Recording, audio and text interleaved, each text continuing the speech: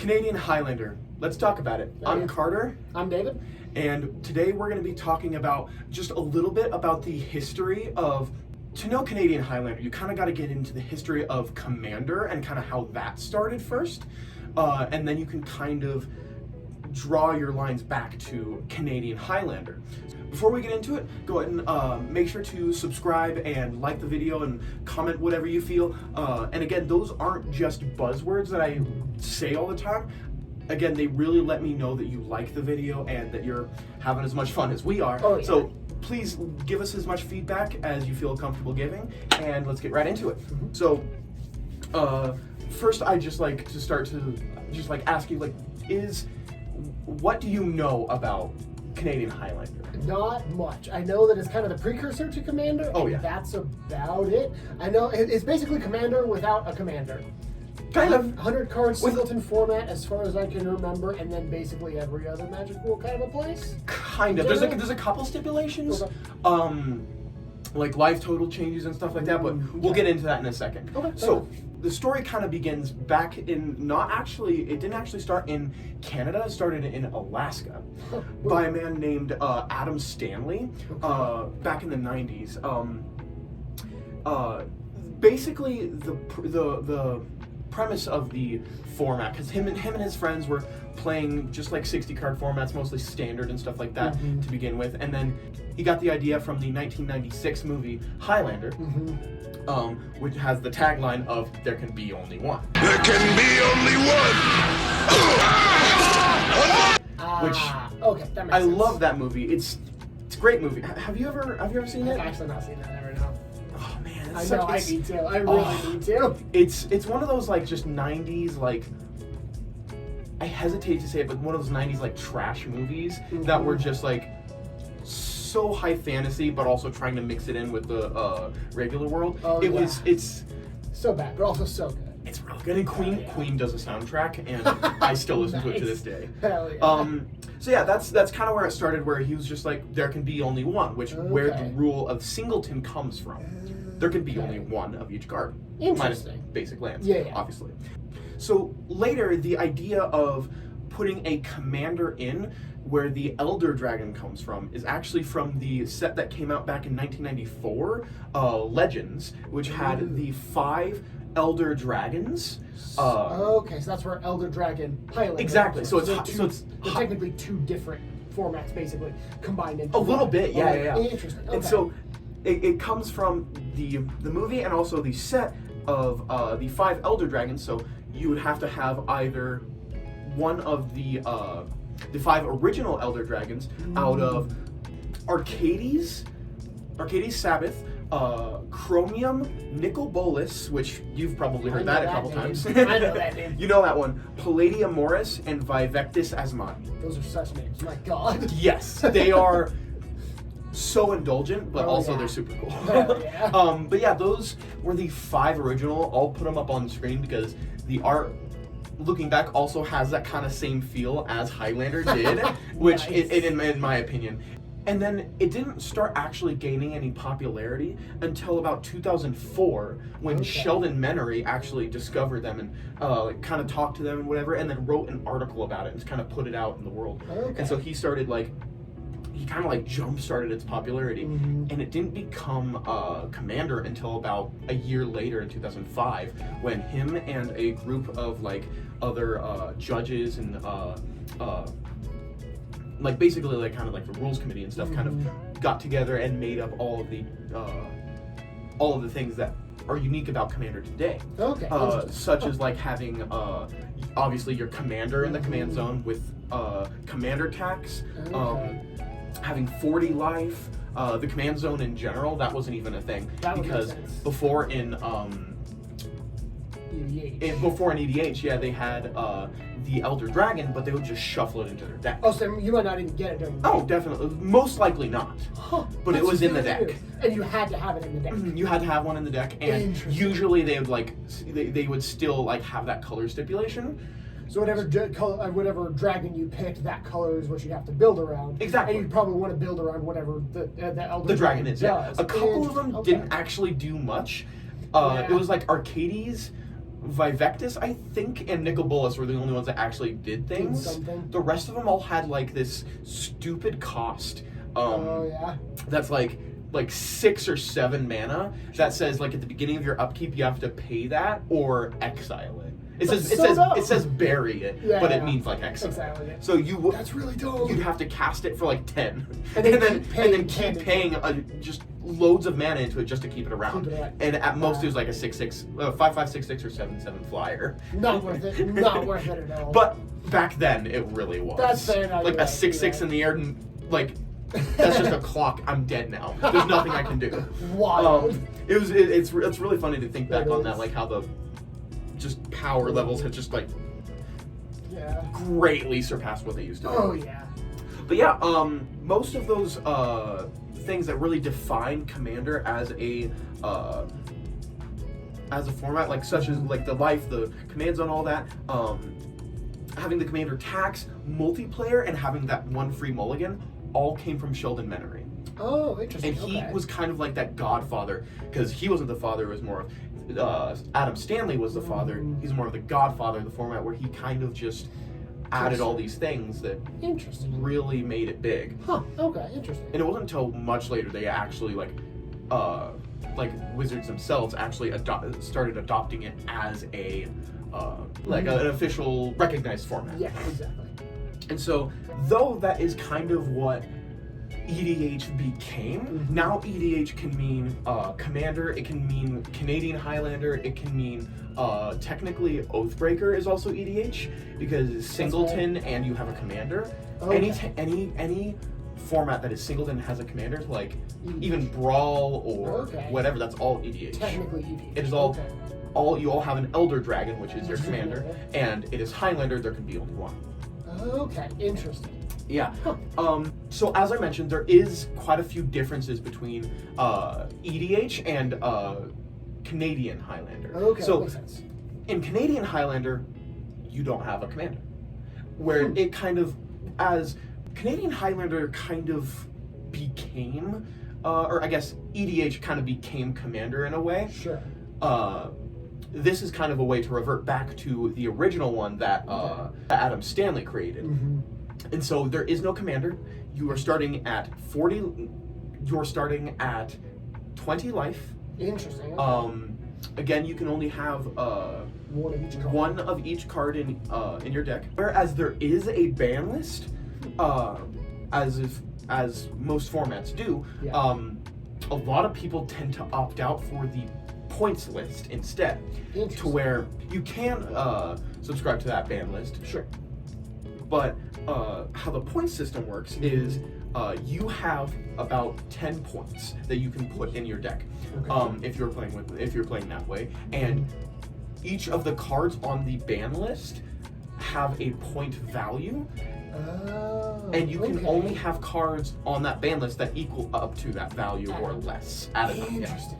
Okay, that's very So like interesting. if you have, say you have 10, you have your whole 100 cards and everything, and you have 2 cards that you really want to be on the ban list, you can have a 5 and 5 if you really want. You can have a 4 and 5. You can have a 9 and a 1, or you can have a 7 and a 3. But you cannot go above that. You can't do 11. You can't do 12. And you don't have to have Exactly. that 10 if you don't want to. You don't have to have 10. Okay. You don't have to get it to 10. And also, you could just have 0 if If none you of them want fit to. in. That Like makes you don't sense. have to put an ancestral recall. I mean, why would you want to do that? But also, Fair. so yeah, the point system kind of keeps that in check, to where renders the format to be a little bit more Power casual. balanced. Yeah, power balance and Okay. casual, to where you're like, yeah, we are playing with the point system. Sure. I have 5 points in my deck, you have 6, that's fine. Close enough. Or I have no points, you have 7, I'm not gonna play with that. Kind of a thing. But also, like, it's there's 100 cards, and Exactly. there's only one of each kind, so there's a very good Oh, chance yeah. they might not just hit that at all. They Exactly, might go yeah, the yeah. entire game without seeing that. Yes, those exactly. cards. Interesting. So kind of a little bit how the new bracket system is with Game Changers. exactly, yeah, that's kind of how I saw the gate or the bracket system when they Okay.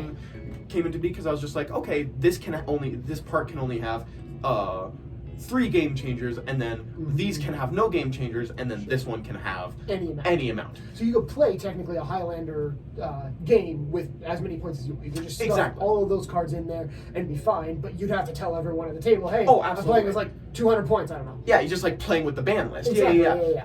And so there is a big roster of these cards, and they're kind of not necessarily ever changing, but they do change from time to time. As new cards are printed. Exactly. So when you are building your Highlander deck, it's good to keep that in mind and keep checking that just to make sure, because there's a couple in there that I didn't even think of that would be in there. Like even just regular like bulk cards even sometimes. Yeah, sometimes. So I do have a few examples here. Interesting. Okay. Such as they have like brackets into tutors, fast mana, and then just like ridiculously overpowered and broken cards, right? Makes so sense.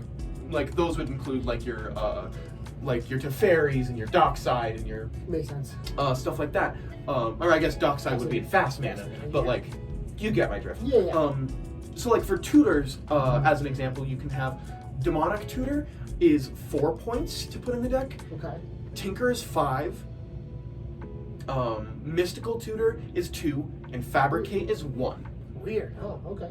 Then you have fast mana. Soul Ring is banned normally in the format, but you can put it in your deck at the cost of 4 points. 4 points. Wow. It's high. That's interesting. Which makes sense. We as Commander players are kind of like desensitized to that. A little bit. That is such a powerful card. And really, 1 mana for 2 mana. Oh yeah. As you keep going, that's insane. So nice. Very good. Hot take. Soul Ring's good.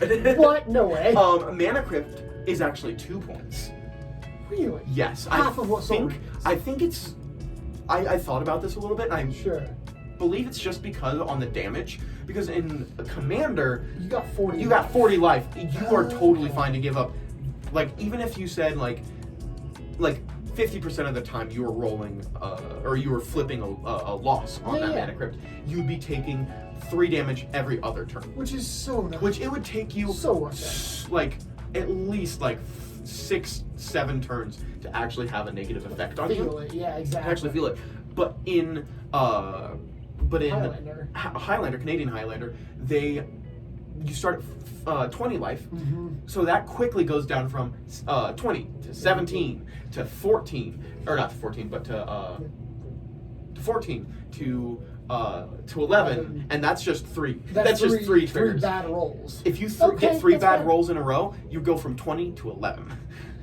And then someone probably has a big enough board to just 100%. And so okay, I can kind of see that, though it's so powerful. Yeah, no, it really is. Also on the list, Black Lotus, banned but can be put in there for 6 points. Yeah, okay, that tracks. Yep. That makes sense.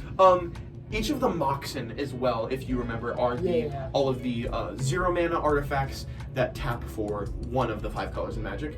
Each of those count for 3 points. Okay, even like Mox Amber, I believe, which is the one that with legendary Yes. affiliates? Okay. Mox Amber is included in that. It's not Mox. Exactly. It's all. So some of the new ones like Mox Amber and Mox Opal and the new Mox Jasper, those are considered Moxen, but mainly what it's referring to is the original 5 from the Power 9. That makes sense. They usually only tap for 1 mana, no other stipulation. Okay. I assume a couple of more on there. I'm sure. But it's mostly those 2. That makes sense. And then you've got Mana Vault, which is a value of 1 as well. Okay, I can see it. Yeah, that's fair. Yeah, because it's that 1 damage every turn, and then you have to pay to untap it. Exactly. No, that does make sense. So it can be pretty rough. Yeah. And then some of the ridiculously powerful broken cards, such as Time Vault, which is 7 points. Okay. Being our highest on the point system so far. That's true. So you could only have if you wanted to put your Time Vault in there, you could only have a Time Vault and a Moxen. Yeah. Or Time Vault and a Mana Vault or something like that. Yeah. You'd have to keep it real low. Yeah. Well, look, Moxen are 6, right? 3. 3. Oh, okay. I see. Yes. And then you also have Ancestral Recall, which is worth 5 points. That tracks. Which is 1 mana, draw 3 cards. Yep. Then you've got Balance, which is 1 point. Okay. Strip Mine, which is 3. That's also fair. Yep. And Hermit Druid, which is 5. Also, that's interesting. Okay. It's actually because, as far as I understand, self-mill and graveyard is a big part of EDH. That's like a big of EDH or Highlander? of Highlander. Okay. Excuse me.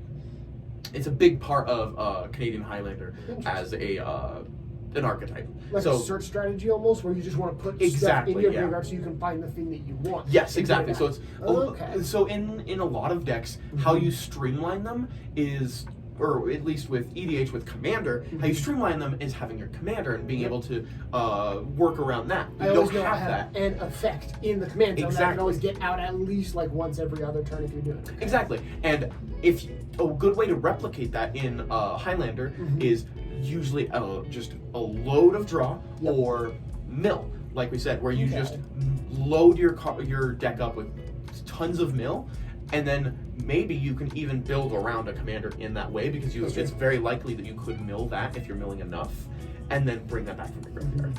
It's a lot of fun. I could just like this queen in there. That'd be so much fun. You technically could. Yeah, because I could discard it into the graveyard and then just bring it back with something else. That's really cool, actually. Yeah. I kind of like that. That's really cool. That's really cool. So it can bring itself back. Yeah, exactly. But yeah, that's kind of like the main like point system. Like again, as I said, a lot of people usually in tournaments you tend to use the ban list more than the rest. But in casual formats, in casual formats, again with Highlander being so casual, it lends itself to be a great place for people to kind of make their own rules. Yeah, that makes Whereas sense.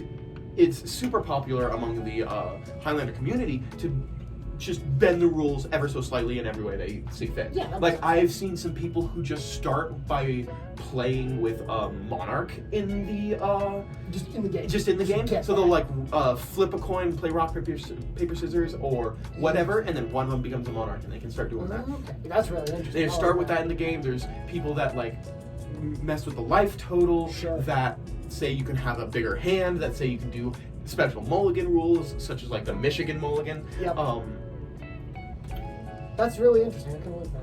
Yeah, it's really cool. It's a big part of that, where it's just whereas it's not still recognized as a format under Wizards. Yeah. So there's a lot of leeway with that, where it's like especially in tournaments, because there is tournaments held sometimes. A lot of those tournaments are very lenient with the rules. Very nice. And so that's what I really like about it. It's a lot more casual. I'd imagine that's probably part of why it's so popular. Oh yeah, and it keeps that like, whereas Commander on its face is very popular, but it can get rough sometimes, as you and I very much know. Where a lot of there is a full subformat called competitive Elder Dragon Highlander. Yeah, so it's an issue. It can get to that way, but Highlander tends to stay pure and casual. Yeah, well, you can have powerful decks, I'm sure. Oh, 100%. But it's not the point. No, really? it's the point is to put a bunch of cool cards that you like into a pile, and then have a good time with your friend. Hell yeah, it's great. That's nice. So you said friend. How is this a 1v1 format? Is this a pod format? That's right. I forgot to mention it is a 1v1 format. It stays 1v1. Whereas again, it's a rule. You could bend the rules. Yeah, for sure. But typically Canadian Highlander is a 1v1 on its face. It's 1v1, 20 life, singleton. It's really interesting. Very interesting. Okay. So typically it is just 1-on-1. Yeah. Another thing to know when you're building like your Highlander decks and stuff like that is there is a lot of like sister formats. Okay. Within like the umbrella of Highlander. One of them, of course, being Canadian Highlander, which is mostly what we're talking about, is kind of the higher end of that. But you have quite a few others, such as Australian Highlander, European Highlander, Historic Singleton, Scandinavian Highlander, and Dollar Store Highlander. That's the one. That's the one I want. So, with Australian Highlander, it is similar to that. Everything is the same except for deck size. You can only have 60 cards in your deck. Still singleton. 60 cards, 20 life, 1-on-1. Okay. As well as you only have 7 points. That makes sense for the deck size. As opposed to 10. So you can't pump it full of a lot of stuff. That makes sense. Okay, fair enough. That one I really like. I do like that too. I've thought about doing that one. You've got European, which is regular mulligan, whereas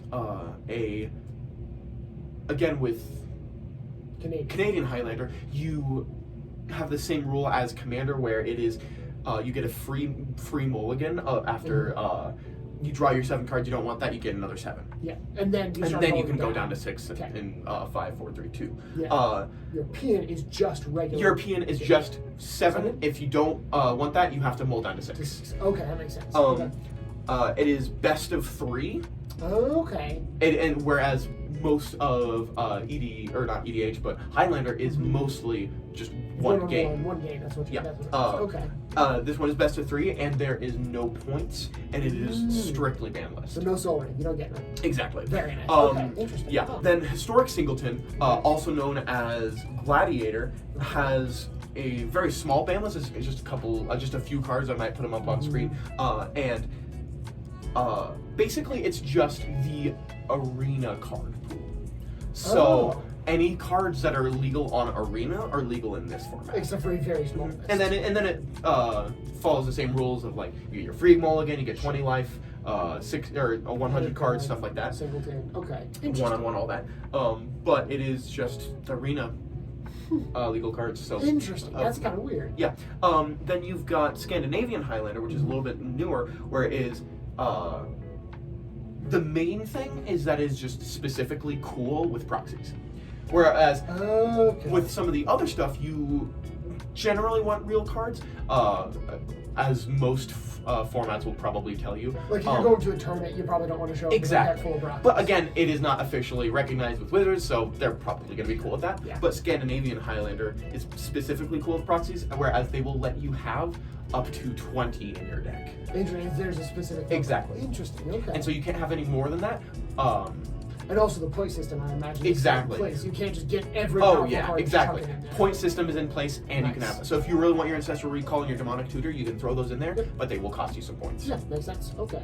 And you can proxy them too if you don't want to spend like $6,000 on a Ancestral Recall. As you should. Then you've got Commander, obviously, which is kind of still under that umbrella, and then Dollar Store Highlander, which is actually comes from us to a YouTube channel called Loading Ready Run. Hell yeah. It is, again, 100 card deck, all that, everything's the same, except for your card pool comes from a 100 card resale pack. Like bundle. Exactly. You get 100 cards, random bulk from somewhere. You get it from, I don't know, some secondhand store or whatever, any resale cards, 100 of them, just randomly. Yep. And you take those, take 60 out, the 60 ones you want, and then put in 40 basic lands, and you play. And that's a deck now. Yep. That's what you do. It's really That's cool. cool. I like that actually idea. Really like it's kind that of like idea. limited in that way. A little where it's bit. kind of like pre-constructed kind of. But you or can not take pre-constructed, but limited. Yeah, so you can take out some cards if that doesn't really work for whatever strategy. The 40 that you have, but then you have to keep 60 of those. 60 of those cards.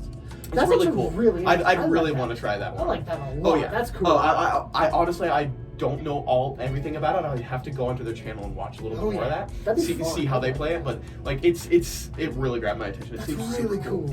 So yeah, that's basically the main bulk of it. Nice. It seems like so much fun. Another part of it is one that I have been really interested in doing, which is Highlander Gauntlet. Oh yeah. Which is I remember telling you about that, but in case you don't know, it is basically the same rules as just base Canadian Highlander. But the thing is you make 6 decks.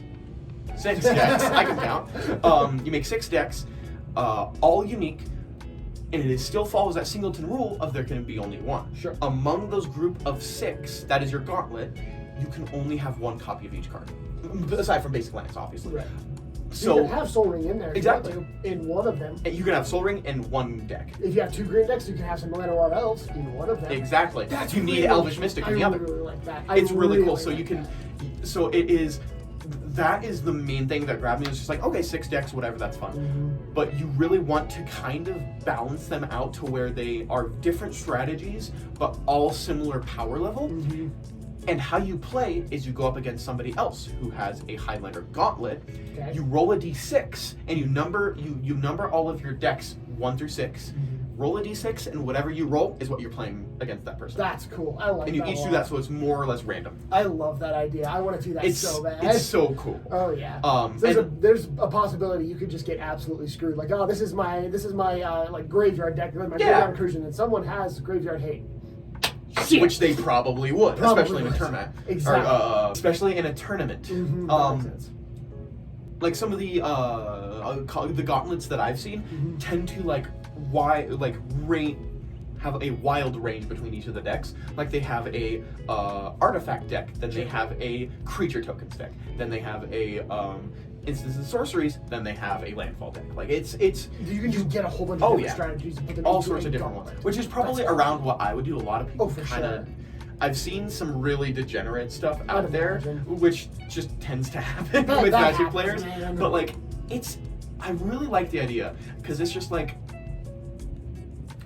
even at the beginning of the game. Because one of my favorite parts about Magic in general is just, especially when it comes to Commander, where it's just like you're playing whatever, and then somebody makes that crazy play that just blows everyone away. So it blows everything out of the water. So they board wipe, or they cast a Swords to Plowshares, or they return something crazy happens, and then it's just like, you will remember that game for the rest of your life. 100%. It's so cool.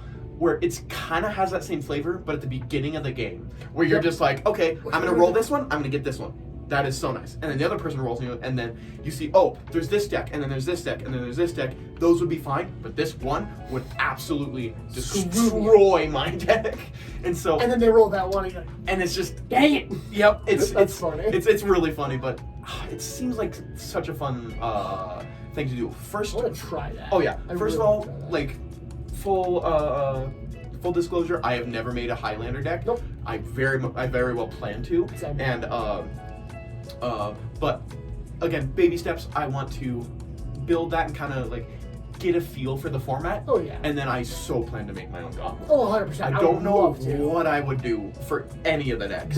We're gonna figure that out later. Yeah. That's a lot. Oh, absolutely. For sure. I also had the idea, if that's something that really interests you, we were thinking we could just have another video in the future where we can kind of get an idea for our Highlander decks, and then just have a video of us figuring out how to do it, figuring out the rules, building the decks on camera, and then just trying them against each other and just see how it goes. That'd be fun. I feel like that'd be a lot of fun. Oh yeah, for sure. But yeah, it's a really cool format, and I really can't wait to try it. I can't wait. All right, so that kind of brings us to a close. Yeah, it just seems like such a fun and like unique format. Though it's like it is similar and akin to like Commander, which is mostly what I'm familiar with. Kind of, but also it is definitely different. It's definitely different. You don't have your I guess like your piece, your one thing that you need. Exactly. You want from this deck, so you have to change a lot. And it can kind of limit you in that way, where you have to be like. Again, you have to rewire your brain a little bit. Like, okay, you want to build around this piece. Instead, you have to build around a strategy and know that you're not always going to have this piece around. Most likely not going to. Oh, honestly. yeah. Like a 100-card deck with 20 life. Like you're getting through, unless you have insane card drawers, the game goes on for a long time for some reason. You're going to get through what, like 20 to 30 cards, maybe? Maybe. And unless you're like milling or drawing, like we said, and just churning through your deck like crazy. Which probably makes sense. That's why people do it like that. Oh yeah, absolutely. That makes sense. But also, it's just interesting to like have that not know what's going to happen, because that's my favorite part about Commander. What if you just like take away that, and then it's even more of like dipping your toe into dark water. Yeah, exactly. Yeah, like, no idea what you're going to do next. Yeah, it's so cool. Fair. Yeah. Did you have any ideas of what you wanted to build? I've got a couple ideas. Like you said with the graveyard recursion, I do have a Slimefoot and Squee Commander deck that I could. I might have to like redo a couple of things, obviously, for Highlander, but that would actually be a really fun one. To get him into the graveyard to return some stuff. And wipe the board. And then you could especially just work on like that kind of graveyard recursion stuff, a lot of like sacrifice and whatever. And then you can just take like, because I know you have like that big stack of cards that can go into the deck. So much. That's not necessarily a sideboard. No, but like kind of a little bit. You can just take that and throw it into the and that could be the base of your Highlander deck. That's not a bad idea. Actually, I really like that. Also have like, I was also thinking, because I have this just pile sitting on my desk over there that's just like just a pile of artifact / sacrifice like good stuff for like Ashnod the Uncaring. That makes sense. If I just took that and then just mixed it with some sacrifice stuff and some more artifact things, I feel like I could make one out of that. That'd be fun. That'd be a lot of cool. That'd be really cool. Oh yeah. Yeah. All right. But yeah, that takes us to a close. I hope you enjoyed our rambling as much as we did. And we'll see you next time. This has been fun. Yeah. Let's do it again. Bye.